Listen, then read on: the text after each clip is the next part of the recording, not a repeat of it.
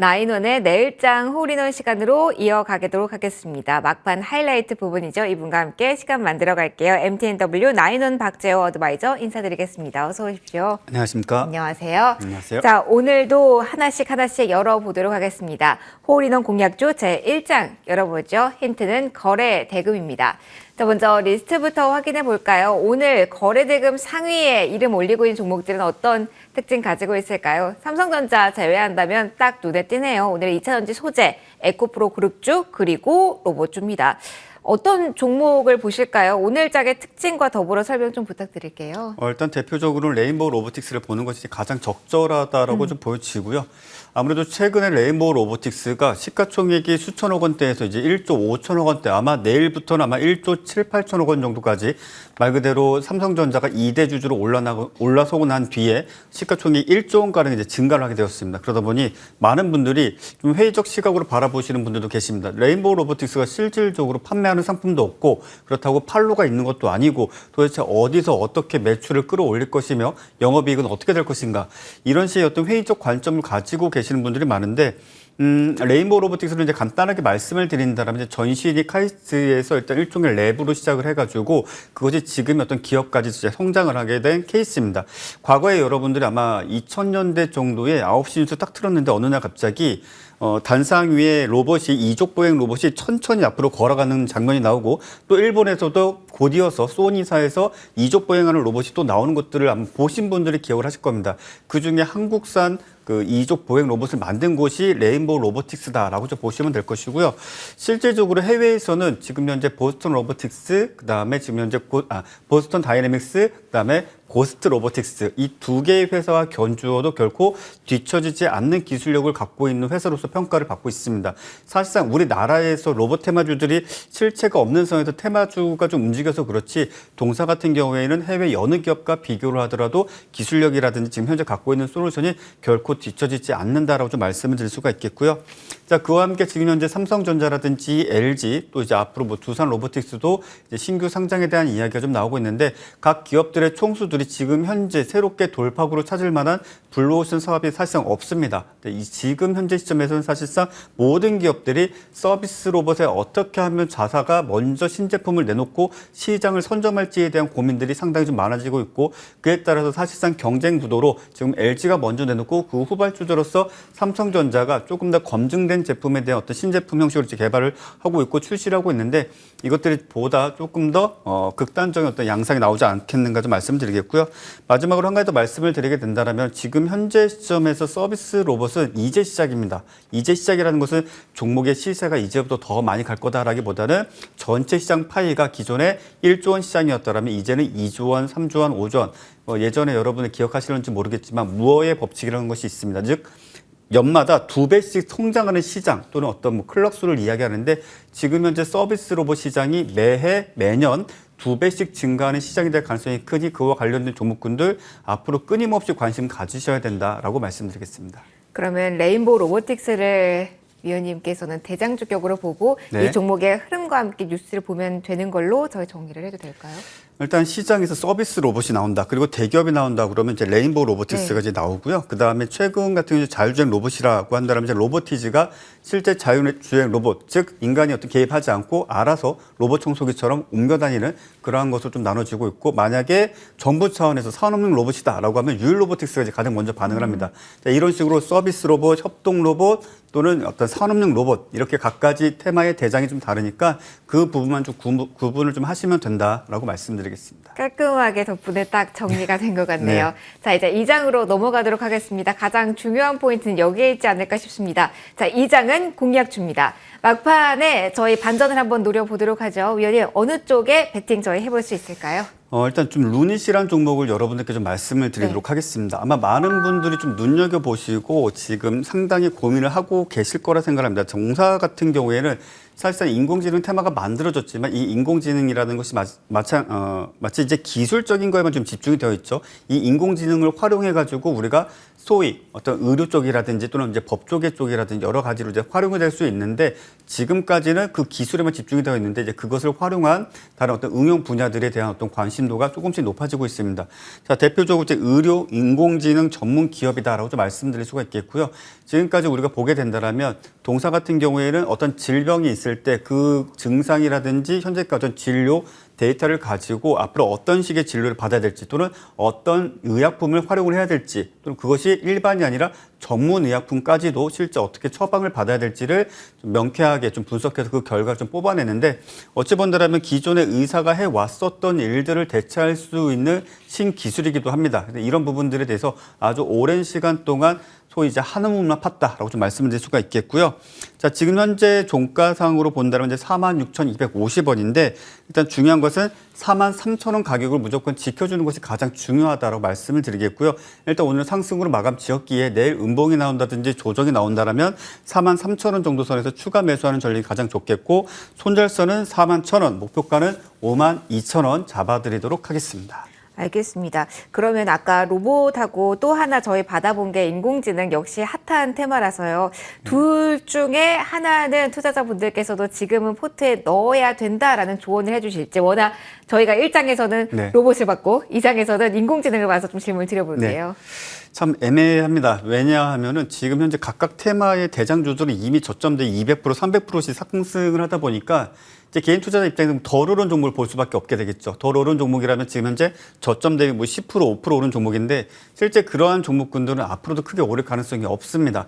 그래서 일단 정리해서 좀 말씀을 드린다라면 지금 현재 대장주로 불린 레인보우 로보틱스라든지 뭐 인공지능에 있어서는 뭐 셀바스 AI 또는 오픈 테크놀로지 이런 각각의 종목군들은 사실상 당일 청산 관점으로 접근하시는 것이 가장 좋겠고 기존에 가지고 계신 분들은 사실상 5일선이 꺾일 때까지 또는 고점 대비 10% 빠질 때까지 이런 전략을 고수하셔도 되지만 지금 나 현금 쥐고 있고 어떻게 해서든 내가 조금 배워 먹고 싶다 하신다라면 당일 진입, 당일 청산, 데이 트레이딩 관점으로 보시는 것이 현실적으로 제일 나은 방법일 수밖에 없다라고 말씀드리겠습니다. 그래서 오늘의 공략주는 루닛. 로 네. 정리를 해드리도록 하겠습니다. 저희 오늘 장 곧 마무리합니다. 흔들리긴 했지만 코스피가 2,400선은 사수할 수 있을까요? 코스닥은 빨간불을 켤 수 있을까요? 환율은 좀 부담스러운 수준에 지금 안착해 있는 상황인데요. 잠시 후에 정리해 드리도록 하죠. 2월 27일 월요일장 이렇게 시장문은 닫도록 하겠습니다.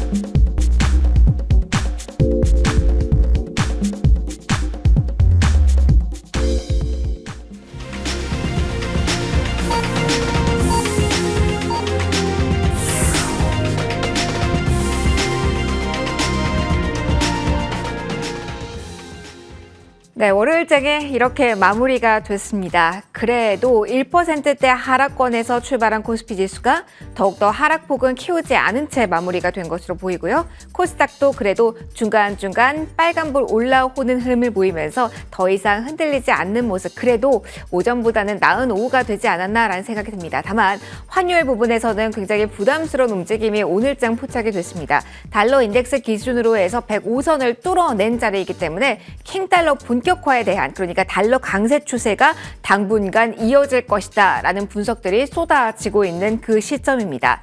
자, 환율이 이렇게 뛰다 보니까 외국인의 수급 상황에서도 아무래도 투자 메리트가 떨어지다 보니 이 수급상으로 위축된 흐름을 보일 수밖에 없겠죠. 그렇기 때문에 대형주 중심의 외국인 매도세는 계속 거세지고 있는 상황, 이에 대한 대비, 전략에 대한 고민은 필요할 자리가 아닌가 싶습니다. 자, 일단 지수 어떻게 마무리가 됐는지 살펴보도록 하죠. 양대 지수 흐름 엇갈렸습니다. 자, 코스피 같은 경우는 그래도 2,400선을 오늘 지켜냅니다. 한 달여 만에 2,400선 밑으로 내려오는 모습이 장중에 포착이 됐는데요. 0.87%로 장중 저점 부분보다는 살짝 올라오면서 마무리가 됐습니다. 자, 코스닥은 780선을 오늘 안착했네요. 그래도 지켜내는 흐름이 나타났다는 점에서 고무적으로 평가 많이들 하실 것 같은데요. 자, 코스닥 안에서 개별 종목들의 랠리가 펼쳐졌고, 그리고 0.1 0.18% 플러스로 마무리가 됐습니다. 자, 이런 가운데 외국인의 수급에 영향 주는 환율 주목을 해보셔야죠. 무려 18원 넘게 뛰었습니다. 1323원 선에서 마무리가 됩니다. 연고점 부근에서 마무리가 된 거고요. 계속해서 12월 이후에 가장 높은 장중 흐름까지 나타나면서 그러면서 1330원, 1350원 선까지는 단기간에 올라갈 수 있다는 전망 나오고 있다는 점 보셔야겠네요. 정말 말 그대로 환율 급등한 하루였습니다. 18원 올랐습니다. 자, 이 가운데 수급 포지션은 어떻게 나왔을까요? 가장 우려되는 부분이 아닐까 싶은데요. 외국인 쪽에서 매도하는 물량이 막판에 한 번 더 쭉 늘어났습니다. 1시, 2시 전후로 해서는 외국인 매도 물량이 2천억 원 정도였었는데요. 3천억 원 넘게 늘리는 모습, 기관 쪽에서도 4천억 원 넘는 매도 우위입니다. 금융투자 쪽에서 오늘 매물 상당히 많이 쏟아내는 모습이었는데요. 외국인 현물이 아니라 선물 쪽에서도 5천 계약 넘게 매도하고 있기 때문에 이 기관의 현물 포지션에도 상당히 압박을 넣었다라는 부분까지 좀 체크해 보실 필요가 있을 것 같습니다. 자, 코스닥도 이어서 보시죠. 자, 코스닥은 그런데 외국인 쪽에서 매도하는 물량이 장중에도 크진 않았습니다. 매수하는 포지션으로 오락가락하는 모습이었는데요. 오늘 결론적으로 외국인은 매수 우위입니다. 큰 폭은 아니고요. 50억 원 가량의 매수 우위로 정리를 해드리겠고요. 코스닥 시장에서는 기관이 가장 많이 파는 주체로 오늘 800억 원 넘는 매도 우위 기록을 했습니다.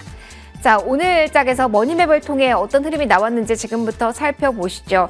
지수 연동 종목은 좀 많이 빠지는 모습이었습니다. 반도체 투톱이 오늘 장에선 특히 외국인이 많이 팔면서 많이 떨어졌다라고 체크를 해드릴게요. 삼성전자, SK하이닉스 이제 하락권에서 마무리.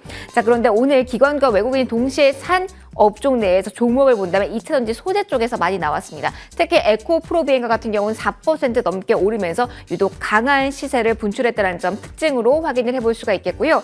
자, 오늘 대다수의 업종이 하락권에서 머물렀지만 비철금속과 함께 보험업종은 강했습니다. 지금 보시는 것처럼 삼성화재 또 한 번 오르면서 1.41% 오름세가 확인이 됐고요. 그동안 기대감이 좀 있었던 조선주 같은 경우는 일제히 오늘 떨어지는 모습이었습니다. 현대 미포조선과 같은 경우는 52조 신저가를 기록했는데요. 1월에 중국 선사들이 많은 양을 수주한 것으로 확인이 되면서 이에 따른 부담감을 좀 느낀 것으로 보입니다. 오늘 일제 조선 기자재 쪽과 좀 약한 흐름이 확인이 됐고요. 기관과 외국인 쪽에서 많이 팔자세를 보였던 엔터주 가운데 게임도 내렸고요. 하이브도 내리는 흐름, 엔터 게임 컨텐츠 전반적으로 약한 흐름이 포착이 됐습니다.